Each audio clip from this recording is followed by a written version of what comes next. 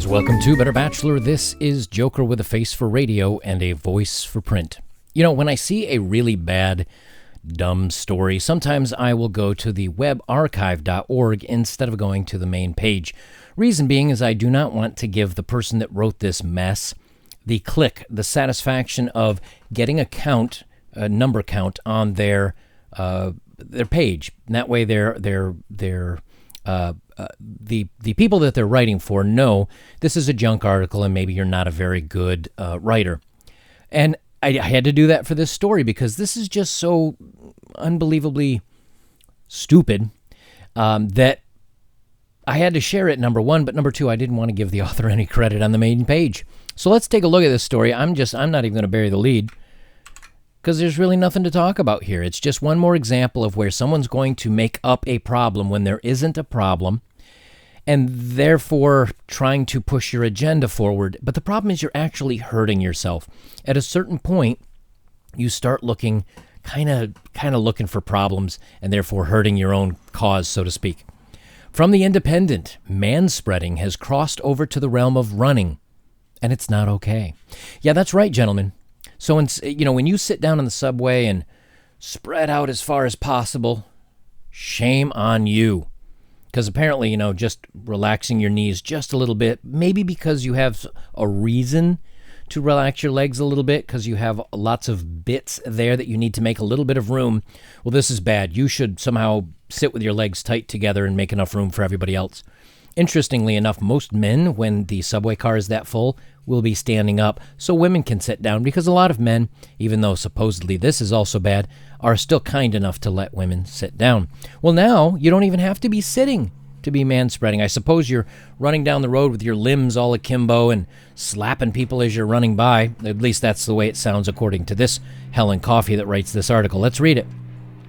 Taking up space in the world seems hardwired for men, but right now it reeks of selfishness. Yes, so stop taking up room, men.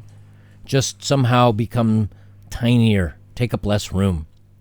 Something has been niggling at me during my mandated daily exercise under lockdown. It's a realization that's crept up on me day by day. The same realization that the person who first coined the term manspreading must have experienced it when it gradually hit them that men everywhere were taking up an inordinate amount of space on public transport. Yes, men, stop existing. Please stop breathing. Just go away. A global bug that has put the kibosh on using the tube and train for the majority of the should really... Geez, nice writing. A global pandemic that's put the kibosh on using the tube and train for the majority of us should really have pressed pause on the phenomenon. After all, where's there to manspread now? Your kitchen table, your own sofa? But then I started going running again, and I realized the practice has not stopped at all. It merely migrated. Yep. Now, when she says this, I picture, like I said, men running down, flailing their limbs everywhere, but no, that's not it. For those of us not blessed with a rural setting, outdoor exercise can feel like a minefield during the bug. I can't embark on a 30-minute circular jog from my front door without crossing paths with at least 50 people. I live in London's Zone 1, and this, seemingly, is my punishment for not getting the heck out of Dodge when all my contemporaries started moving to the burbs several years ago. It taints the activity with an unwanted wash of anxiety. What if I get it? What if I already have it and I'm unknowingly pass it on? Well, then just stay home or do laps around your living room. Even before the bug, there was an outspoken code of conduct I was instinctively followed when running, especially somewhere with limited space like the canal path that forms part of my regular route. An innate considerateness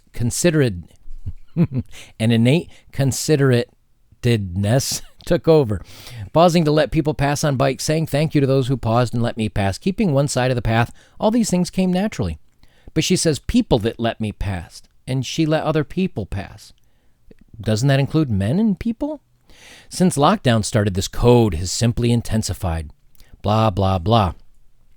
I'm not saying for this pat on the back or raise awareness about what a great person I am, although it would be nice to get some recognition for a change. Where's my bloody medal, care? It's more just an observation about our natural behavior. I unconsciously adapted mine to fit a scenario in which social distancing was required but difficult to observe. I wouldn't have even been aware of it had it not been for the discrepancy by my own response and that of others. When I say others, I mean men. In other words, I'm so considerate. I let everybody pass. I give everybody space. Although I didn't get a medal for it, but I should. Where's my medal, huh? I mean, come on. And everybody else is doing this. People are doing this. I mean, except men. Well, they're not people, you see. I mean, that's the way this reads, doesn't it? Yes, I know not all men, but a considerable number of men. And definitely not all women. Now, all the female joggers I pass seem to be doing the same unthinking coordinations as me. We have more practice, I suppose, at making ourselves small and non-threatening and unnoticeable, while we have form when it comes to bending over backwards to make everyone else in the room feel comfortable, often at the expense of our own comfort. Oh, you flower, you bastion of femininity and beautiful form, you unbelievably wonderful human being. How can we ever thank you for being to look out for everybody else and just shrink and meld into the background while us burly men come barreling through and ruining it all because we're awful. But it's striking how many men do the opposite. They choose to plant themselves instead in the middle of the path, arms and legs pumping, striding flat out. How dare you exercise? They make no allowances, no exceptions, seemingly unaware that the person they're approaching is doing a frantic parody of a Viennese waltz to try to adhere to the under such circumstances impossible 2-meter rule. It's no concern of theirs. They've picked their lane and they're going to stick to it. Thank you very much. Wide-legged stances, an unwavering trajectory. You see the guy running like with his legs where his feet are like 1.5 meters apart, like he's doing a duck walk. That's the way she's describing this. Wide-legged stances, an unwavering trajectory, as if following invisible tram lines send a clear message. This space is mine. I dominate. Better give me some room, love. All others must leap out of the way, grateful for the small toehold they've been granted. Normally, this kind of behavior is amusing, bordering on preposterous, exacerbating, sure, but more something to roll your eyes at and complain about over a coffee. Really? But yet I've read a lot of articles like yours complaining about manspreading and about mansplaining, but normally you just let it pass and have a laugh about it? No, you write articles about it.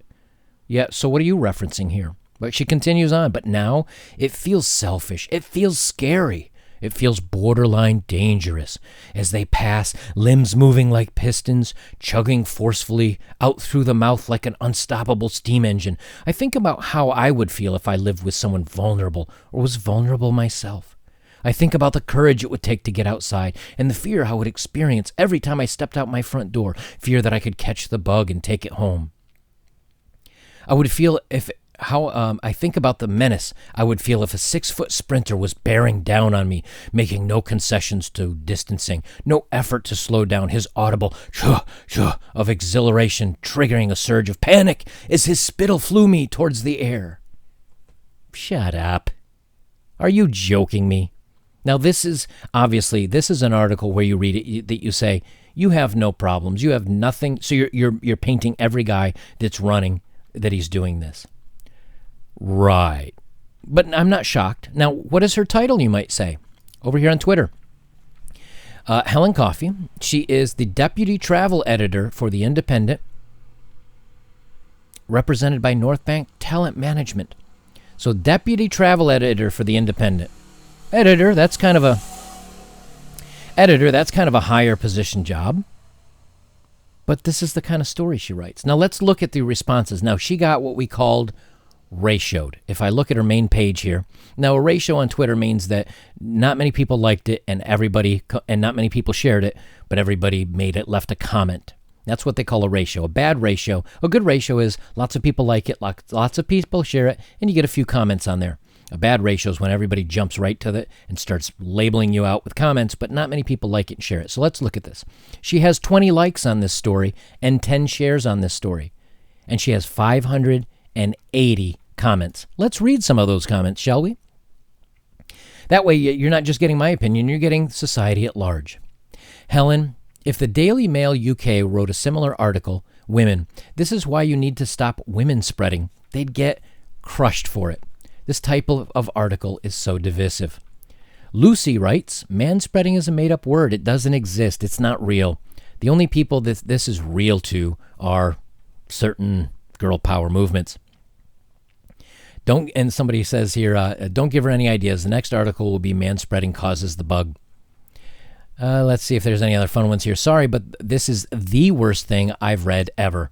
Can I have my 5 minutes back, please? Just delete it. Sylvie writes, men exist, women